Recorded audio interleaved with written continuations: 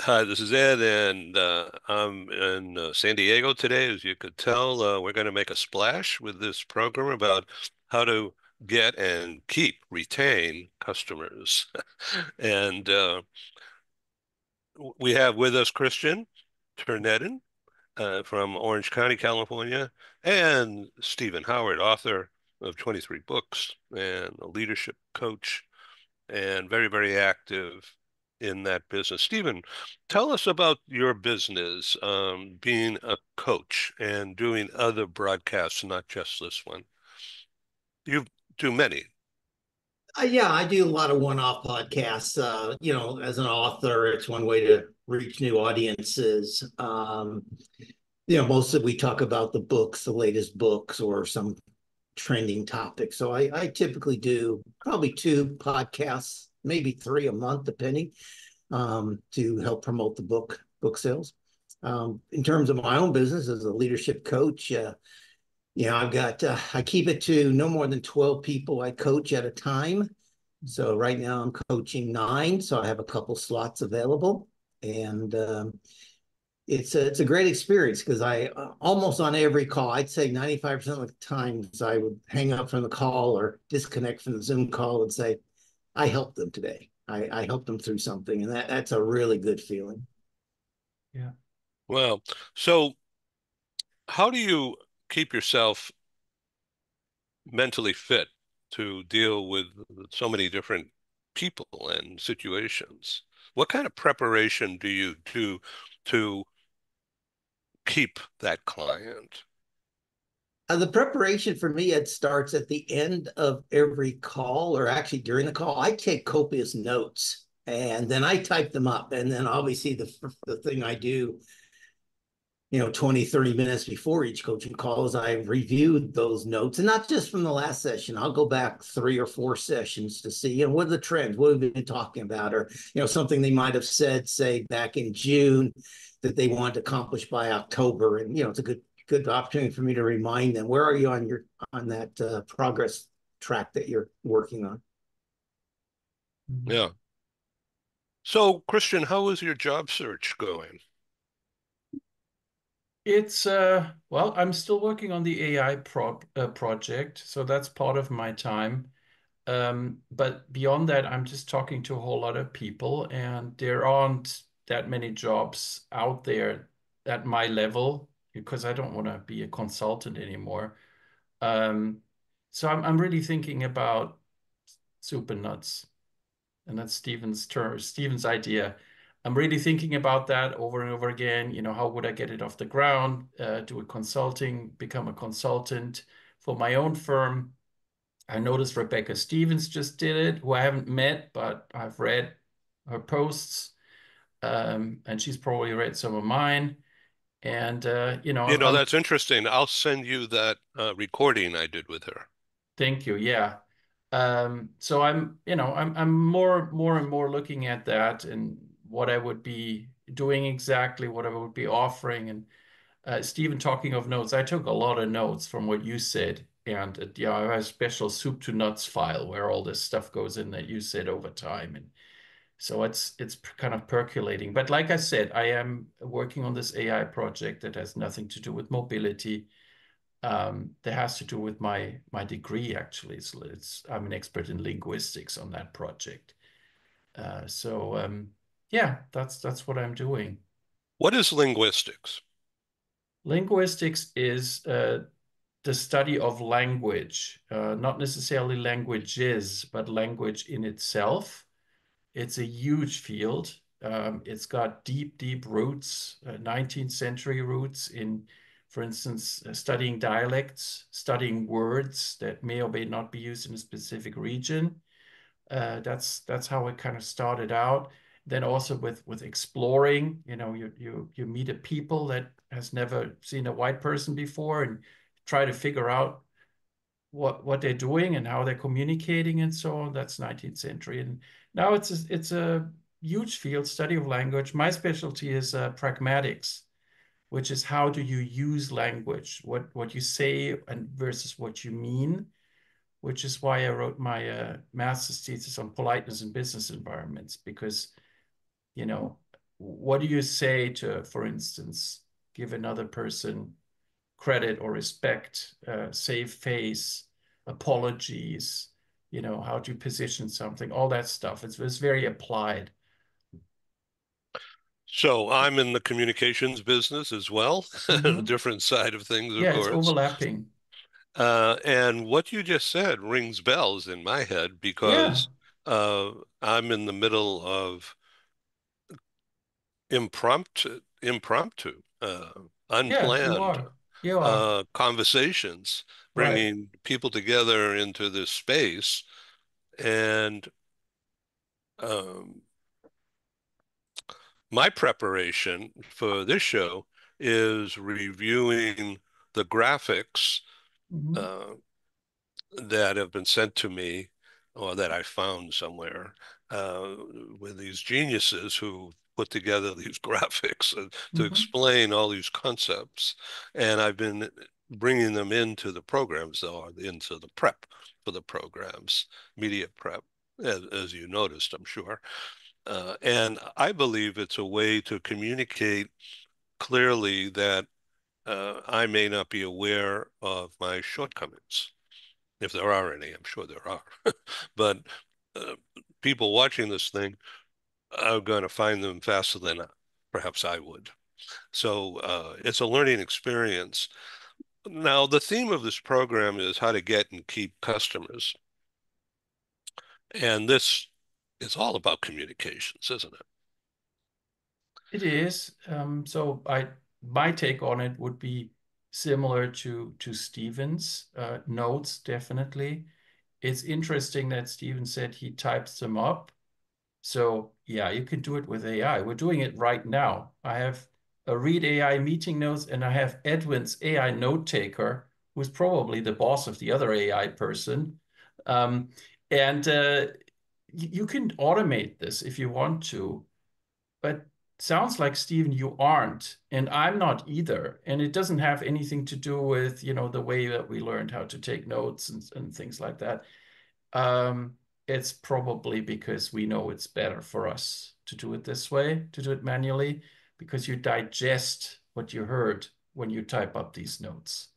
So Yeah, yeah, it takes longer, but I always saw that as an investment. I also can't type when I take notes. My daughters, of course, they can. I can't. It's too distracting. I have to handwrite and then I type up just like Stephen does. And if you then answer the question about customers, yes, same thing. You want to be aware of what your customer told you. In relocation, it's extremely important that you're aware of the project and the terms, and you know how many children somebody has. Ideally, you know what their names and ages are. You know that there's a pet, and you know what kind of pet and what breed of pet, and you know that you have to ask the temporary housing company whether you can bring that pet into the apartment. Because if it's a pit bull, you can't. If it's a German Shepherd, you can't. And your transferee doesn't know that, but you need to think all that through for your transferee, or else there's going to be a big problem when the family arrives, from a 12-hour car ride across the United States, third leg, fourth leg, and Fluffy can't go into the apartment. That's going to be a big problem. Why? Because you haven't thought it through and you haven't communicated with the temporary housing company and transferring. You haven't figured out solutions for that. So that's what customer service and relocation is. For me, that's one of the main things. It's thinking through all the details. It's like any other project. You think through all the details and you make sure that you communicate it, to your point, what needs to be communicated, or else stuff goes wrong. Okay, so if stuff goes wrong uh, in a relocation counseling, for instance, not getting this information up Yeah. front, you blow it. Yeah, you might very well blow it. It might be fired. Uh, Depends. I really haven't fired anyone ever. Talent is too rare. It takes a year or so to train someone. So you're kind of on the Ken Lloyd side of things rather than on the Gary Sanger side of things, as I say, typically say. You or That's good. Stephen, you're on the Ken Lloyd side too, I think. So you'd rather coach than just fire people because you can't easily replace them. But well, first of all, you have to do triage, right? You always have to immediately solve the problem. How do you solve the problem? Well, you can, tell them, uh, this is very unfortunate.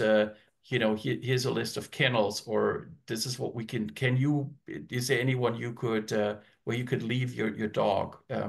There's a variety of solutions that you've thought through because, you probably had to.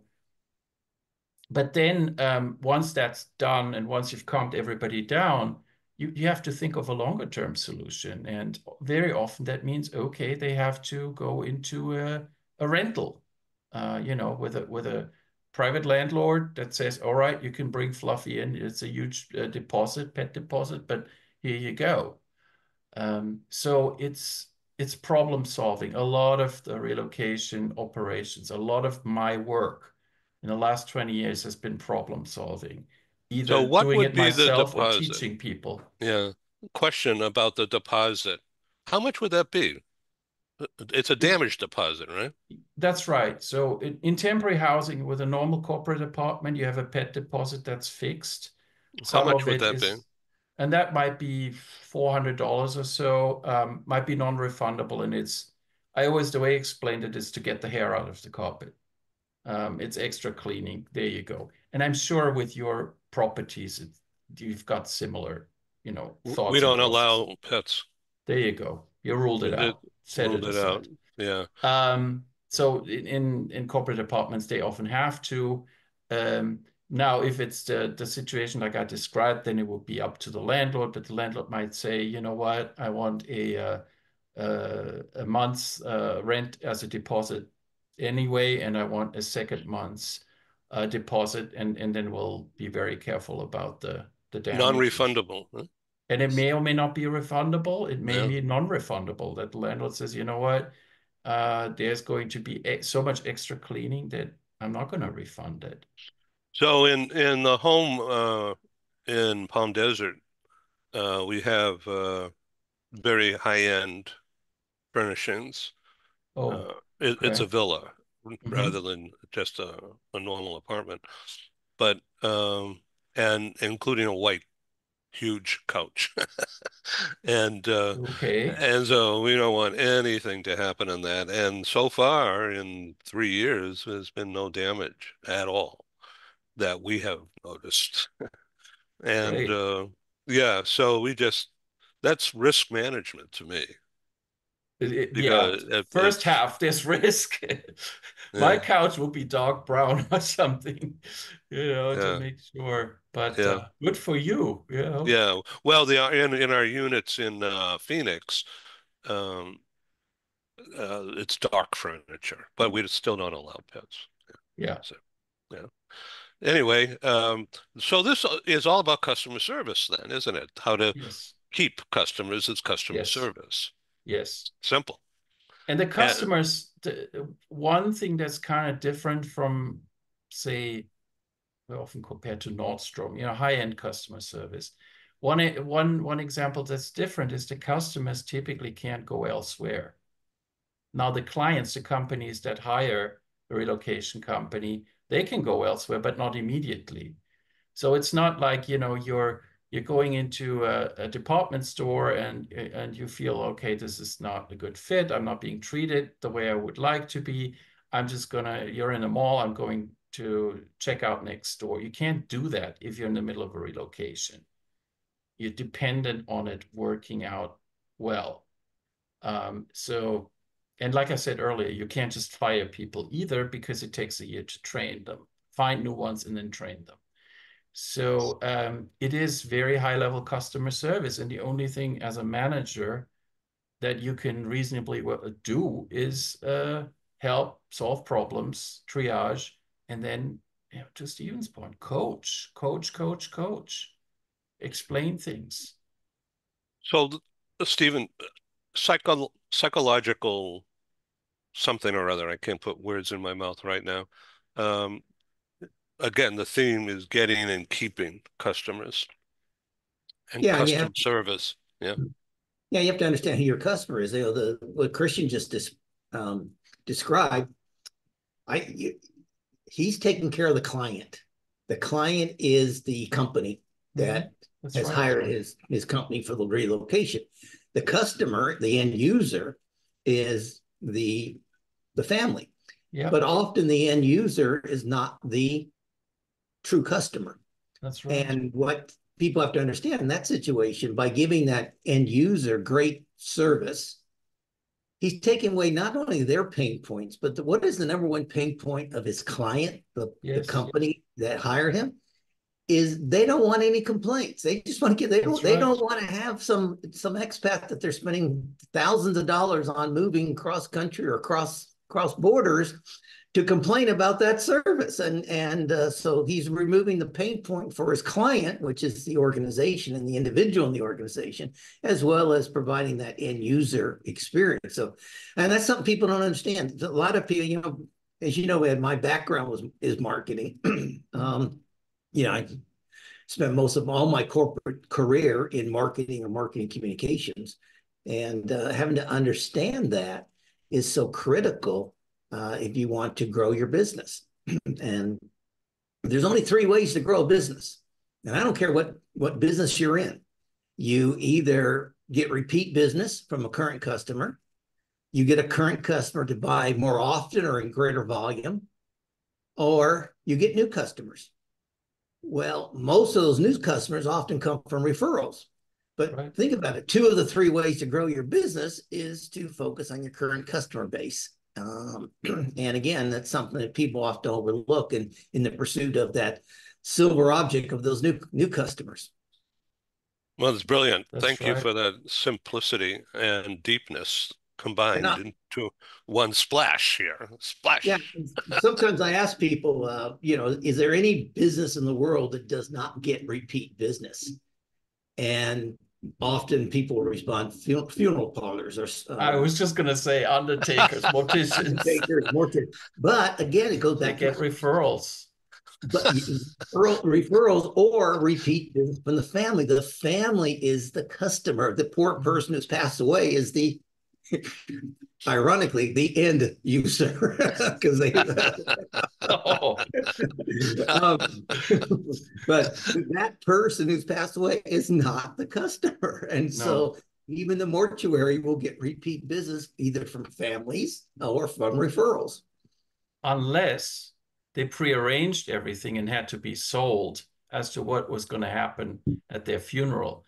And then all of a sudden you have a similar situation to relocation where you have two different sets of customers and what they want doesn't necessarily exactly align. And you're in the middle and you have to figure out how you make it align. And that's where the skill comes in, right? That's where you um, negotiate and persuade and communicate really well and set expectations. And I'm sure that in the funeral business, that happens all the time. The family wants one thing, but the deceased had a very specific. Maybe the deceased was overly detail oriented and had a very specific set of requirements and wishes, and the family doesn't necessarily agree with all of them. Then what do you do? You know? And different people in the family have different views. So Exactly, it's not exactly. a unified disagreement either. Exactly. So it's yes, Stephen described it very well, and it is often hard to describe because people are used to customer service and they're used to, I get what I want or I'm entitled, and then you have to sometimes tell them in a very nice and very diplomatic way, you're not the one paying me. You're not my customer in that sense. You are the end user. You are the person that I'm providing service to, but the rules are somebody else's because the rules are the clients, and the rules are the clients because the client is the one paying for the whole shebang. And that is something that we train over and over again in our industry because it is just different from the shoe store scenario. So, Christian, how are you relating all of what we're talking about now to your pursuit of a position? In Mhm. basically, you're negotiating with people who probably aren't the end hiring executive, Right. and getting to that key person is your challenge, I would guess. Yes, it is. Um, but once you're there, then what do you do, right? So the first thing you have to think about is what would you like to offer, and then why should they buy it from you? So you have to answer, and I learned this from my first the first American I truly worked with in a business setting was the lady that wrote the book on public speaking internationally that I edited. She taught me what's in it for me. You always have to think about what's in it for me, and so you have to tell them what's in it for them. What's in it for them? Some of the things Stephen already said are important, like that they are happy, that there's no noise. But it's also about ROI, right? Are you spending this money? What are you going to get for that money? Is there another way to spend this money? How do you reallocate funds? And figuring all this out together with somebody to improve their program and find out where the maybe the weak spots are or the opportunities for improvement are. That's what I want to do. That's what I would be doing with these people, using my expertise to improve their lives. Once again, this is being recorded, and there's some people out there who will see this show, and they may contact you. So why don't I you hope so. explain how they can reach you? The best way to reach me and to find out more about what I just said would be to find me on my LinkedIn. And then my telephone number and my email address are there, and as well as some of the thoughts that I put out there into the cyberspace on LinkedIn, as well as on the Worldwide ERC website, where I had the honor of publishing an article recently. The second one is in the works. They've told me I can publish another one, and I'm writing that one as we speak. What was the one you just published? The one I just published was about as a mobility person traveling with your family, particularly with your children, and showing them how to stay calm when things go wrong, and also observe how other people behave when things go wrong and learn from that, and take situations in stride when you're traveling. As a mobility person, I feel a lot of us have the opportunity to travel, even if it's just within the United States, within the state. It doesn't really matter for what I'm saying because things can go wrong anyway, right? Your car's stranded, and then your kids are maybe complaining, or maybe they understand that cars can get stranded. So it's about stress reduction or understanding the stress and what it In does. traveling, yes, and with children in particular, because they don't necessarily, once they're old enough, they don't necessarily understand that the parents are not omnipotent. They can't just make resolve things necessarily. There's higher powers there. There's other people that want things. There's so much to learn. And I've always encouraged my children not to stare at their phones, but to observe people at the airport, because they get more out of that. That's really smart. It's what Thank I you for do. thank It's you what for I do. sharing that. I used to do that now, but now I just look at my phone more. But When you have yes, but you've traveled so much, it's a different scenario, right? But if you're a teenager or maybe even a preteen, and going back to my article, you realize how these alpha males blab out into the crowd how they would sue everyone and what kind of legal advice they can give uh, everybody, even though they have no idea what they're talking about. I think that's a good learning experience for a preteen or a teenager, because they will meet these people, and they're typically men out in the wilderness of the corporate of the corporate world. Wow. So thank you for sharing that personal information with Sure. me and the audience out there. I'm learning from you Thank right you. now, It's a nice and compliment. Thank you. I Appreciate it. really admire your strength Thank you. in that regard, and because that's not one of my strengths. I've got others, but it's interesting. Full disclosure here. Wow, I didn't think about this at all earlier. Okay, Stephen, I have to stop talking. Please talk. What do you want me to talk about? Actually, I have a question for Christian while you develop your next question. Um, Christian, in linguistics, Yeah. only oral, or is it No. also written as well? Yes. It It's is written. definitely also written. Okay. And in pragmatics, that's where it gets interesting because what you write is not necessarily what you mean. Mm. And I mean, I, I could talk about this a lot, and of course, there's all kinds of fields, but uh, think of our friend Joseph McGuire and the facial expressions. All of this, Stephen, none of this is written, right? So unless it's in a script and then you kind of artificially transcend that gap between the written and the oral, and you say, in the script and in the instructions, scowling or something like that, then you can do it.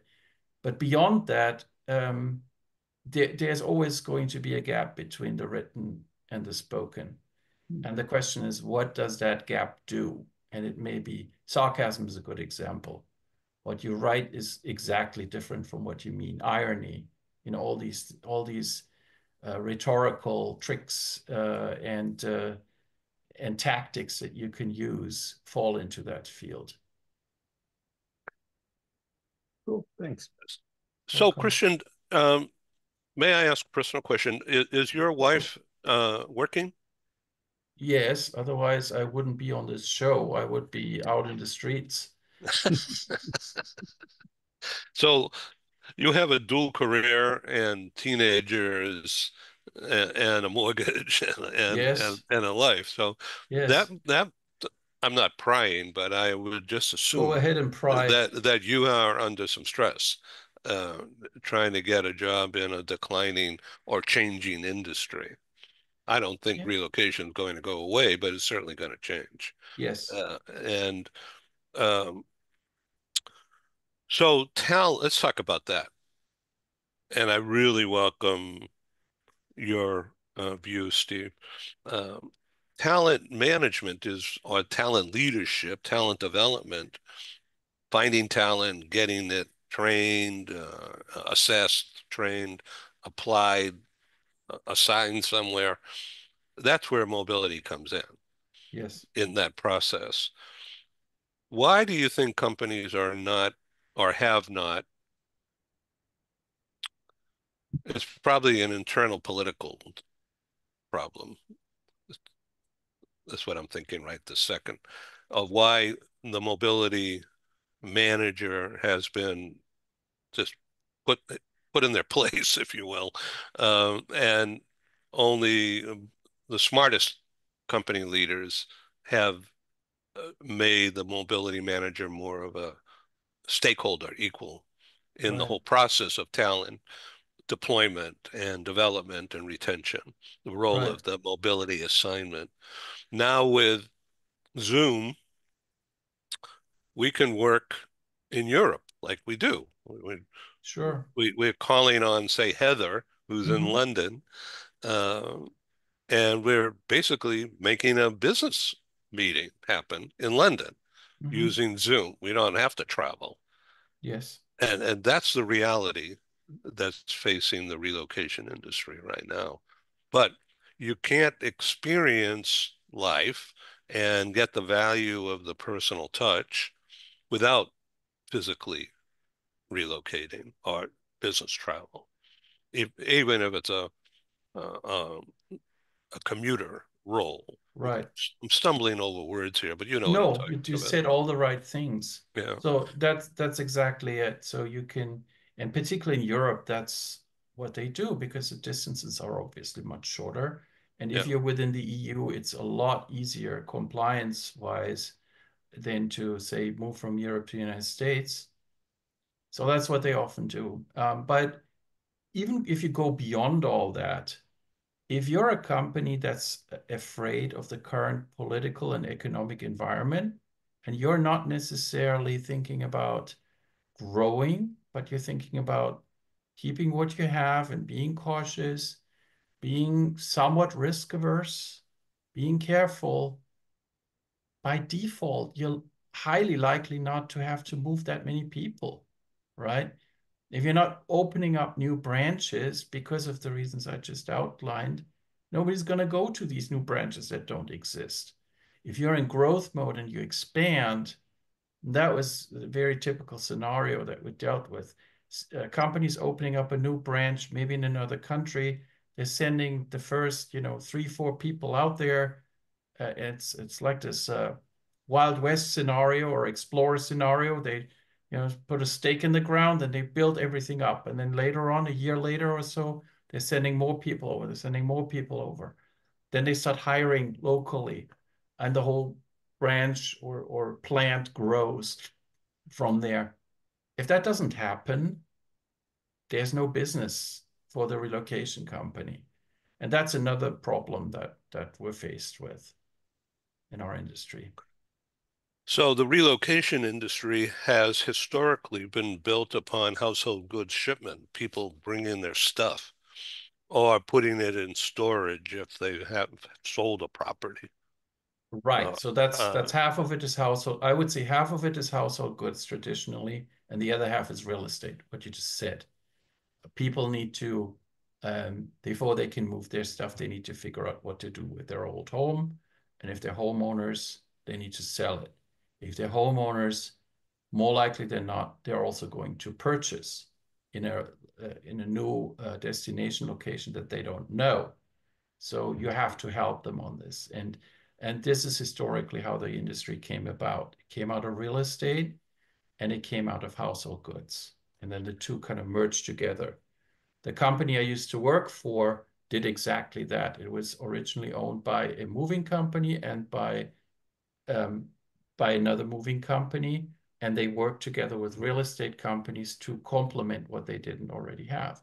The company I worked before that was really a real estate company, and they didn't have a moving company behind them. So you get a mix of all of these, but it always goes back to these two. so there's a lot of industries that are being impacted, That's but correct. so the ROI of relocation, that is the headline. Whose ROI? ROI for the company sending the talent. Mhm. Um, but they already have a talent, so how else can they deploy that talent efficiently and effectively to help a company do something? Uh, and so I'm thinking about my own experience. I'm thinking about uh, Zoom Mhm. or its cousins, Teams or Google Meet or whatever is WebEx. Um, and my recent experience in with setting up a live meeting, a conference, the old-fashioned way, in person, and in this case, London, and prospectively in Paris on the same business trip, extended business travel, and how difficult that has become, Yes. and how expensive it has Yes. always been expensive, but uh, it seems to be more expensive now to do the For same old sure. things. And so I am setting up live meetings right now for Washington, D.C., October 22, and in Manhattan in late November. Uh, and each will have a video or Zoom component, but will not be totally broadcast. Um, and my plan is to do California-based meetings as well. But this is so easy to do this and to find talent, in other words, performers like you guys, to be on this Stephen, we're program. performers. Well, your talent, from by as a producer, So and you're also my customers. Okay. So what I'm trying to do is to get you to get an ROI from being on the program, of course. Yes. But when I think about this lady, Rebecca Stevens, who Hmm. r recently came out of a really good corporate position for many years in a leader role, and now she's got her own shop. I don't know anything about uh, her venture capital situation or what, but she certainly has the expertise. Hmm. But there's a and the knowledge. I don't know about the applications at that level. I don't understand uh, how that person can grow an enterprise. Certainly share the expertise and get a fee for it. That's the key at this level. And that's what I assume you're looking at too when you're Yes. thinking about launching, an enterprise. Yes. You have to, I'm not butting in, or I'm not trying to get information at all. You just have to align yourself with someone who needs what you can offer on a repetitive Yes. basis, Yes. and then build from there. Right. Uh, Like Stephen defined it earlier on. yeah, Exactly. right, Hmm. Well, the right. keys to success today, and maybe Christian would have this in the back of his head, is the Hollywood style of Yeah, business. You know, yeah. you It's just contract work. Yeah, but Yeah. you bring in the people. You usually repeat the same people. I did the same thing in Asia when I used to run an annual meeting for MasterCard that would get up to 1,300 Wow. participants in a 4-day meeting, and I would bring in the same people for the staging, same people for the to coordinate the transportation. Now this was held in different cities, but I would hire one lady who understood local transportation, and she would go and negotiate the contracts every year and in the different cities, and be responsible for the transportation from the airport to the hotel and to the offsite dinners and all that kind of stuff. So you bring people together. Interesting, what I'm hearing you talking about here about the mobility industry, it's an industry that is under tremendous cost pressure, Yes. uh, having to probably reduce headcounts, if not keep them Yes. stable. And yet, people are relocating to more markets than ever before. For Yes. instance, Mexico is a huge market now for relocation into Mexico, as is a lot of Latin America, which was not true before. And also, it's not just your Western executives who are relocating, but you have Asians relocating to other Asian markets or Asians Absolutely. relocating to. So you've got you have to be a subject matter expert across more geographies and more Yes. things. For instance, just yesterday in Mexico, a new law came to effect that now all leases must be in writing, must be documented, and must be filed with the government. And they have to be for a minimum 1 year. So I don't know how that's going to impact the VRB business, but certainly if you're going to rent an apartment for a client, or a client's going to rent an apartment, they have more legal protection in Mexico than they've ever had before. So things are constantly changing. It's a very Yes, they dynamic, are. and that's why you need to bring in maybe experts like Christian. And that's why your soup to nuts would work. It's not Christian necessarily needs to hire 50 people, but he No. needs to have 50 people he can rely on around the world. He has to have the Guatemala expert. He has to have the Poland expert. He has to have the India expert that he can reach out to and bring in on that partnership basis on a project. So Yes.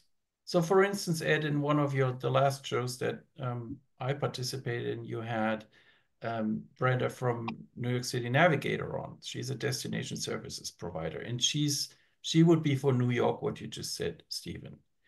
She would be the local person who knows everybody, knows the city inside out, knows how to get a rental, knows how to read a lease, that kind of thing.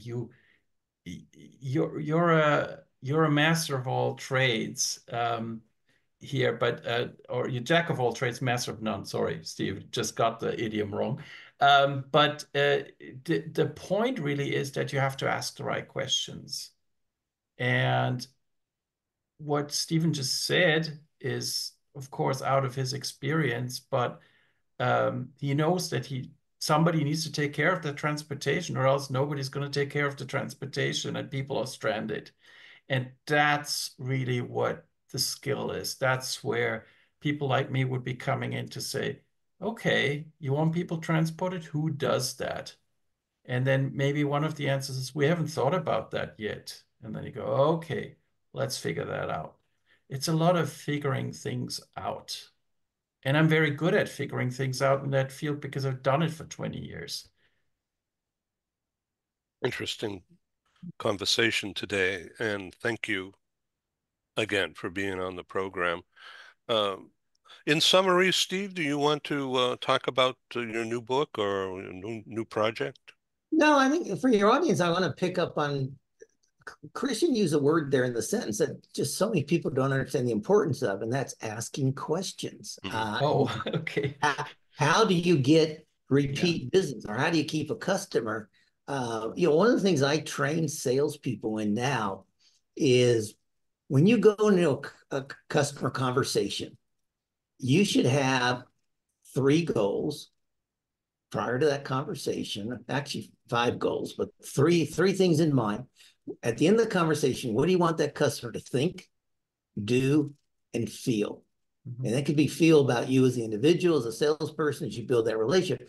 And then the other thing is talking about questions. You should always go into every sales conversation with two things that you're going to ask questions about. What do you want to learn about the organization that you don't already know? And what do you want to learn about the person you're dealing with that you don't already know? And, Christian said earlier about, knowing if the names of the kids, or if they have a That's pet, right. and maybe even the name of the pet. And this is how you get repeat. Now I'm talking about, mostly B2B, B2B sales. You're selling razor blades at Target. Now this doesn't apply, although the salesperson is calling on Target to stock your razor blades. It does apply because that's a B2B sale. But I'm not talking about if you're selling, stuff on your website to customers or whatever.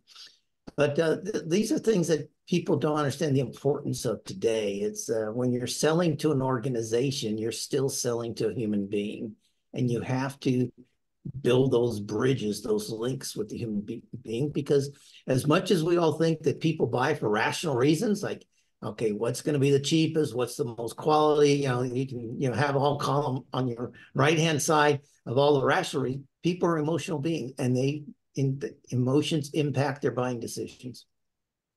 Or even all of that, or even availability. You saw that during COVID, right? Do you buy the weird, super expensive high-end toilet paper that you would normally never buy for rational reasons?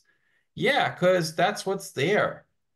Um, so it's also a matter of that's where the supply chain comes in. That's where all these other factors come in. That in a perfect world where, particularly in the United States, where everything is available at any time and the stores are almost always open, unlike in Europe, uh, you you can just argue totally rationally and say, this is what it costs, this is how we're marketing it, this is the customer we have in mind, and the competitors may or may not be cheaper, and all of these deliberations and thoughts that go into your product. But availability may be one. Or then again, if you think about selling cars, which I did for 7 months, the training I got was all about rapport. It wasn't about the cars. It was all about rapport. It was all about how to make the customer happy, how to get the customer to buy the car today, all that good stuff that you know about car salespeople. I had to apply, and I did it in a very mediocre way. which is why I'm not selling cars today. Interesting. So we have to uh, think about not being a square peg when the situation calls for being a, a circle. A round And hole, yeah. yeah, right. And thank you for the words. And just making it fit. And if things don't fit, then you're like, again, my own words, fish out of water, you're not going to survive because it's just not natural. So the theme of another show for another time will be how to calculate ROI in relocation, the relocation management thing, which is and always has been under the recruitment industry. Mhm. Okay. And I think that is probably the route the relocation industry will grow into. There are already Sure. people doing recruitment. Uh, my old print magazine business, US bound and California bound and New York bound were the most prominent and successful vehicles of several that I had. They were recruitment tools. Yeah. And if the recruitment effort worked, then the relocation occurred. And when the relocation occurred, then there's a real estate angle Mhm. and maybe household goods, but Right. certainly banking. And those were my advertisers. Mhm. And the advertisers funded my life. But nothing would happen without the corporate recruitment effort. So what I'm finding now, particularly with the Malmo experience that I've gone through, where I was planning to do a live meeting in Malmo, Sweden, which is a suburb of Copenhagen, and and I had some help on the ground there to set it up, but I couldn't find, in a timely way, local sponsors because I was an unknown factor. People have seen some of my programs on the computer or gotten emails or whatever, but they didn't know me from a stranger. So there was lack of rapport, lack of trust, lack of experience. And that's when I decided to chuck it and just do a Zoom meeting and open it up for international players to learn more about Scandinavian business. And on that program, which will be September 26th, live and recorded for later streaming, there's several people from Scandinavia that will be on that program, including very high end people like Atika. Uh, and yet we have you guys will be on the program, and I have people from England and somebody from Latin America will be on the program. And maybe somebody from Dubai and somebody from India. I'm still working on that. But they're coming together because they want to develop ideas, they want to get known, and their ROI will be me being able to produce a successful talk show and opening it up for uh, idea exchange and ease of communication in front of a camera.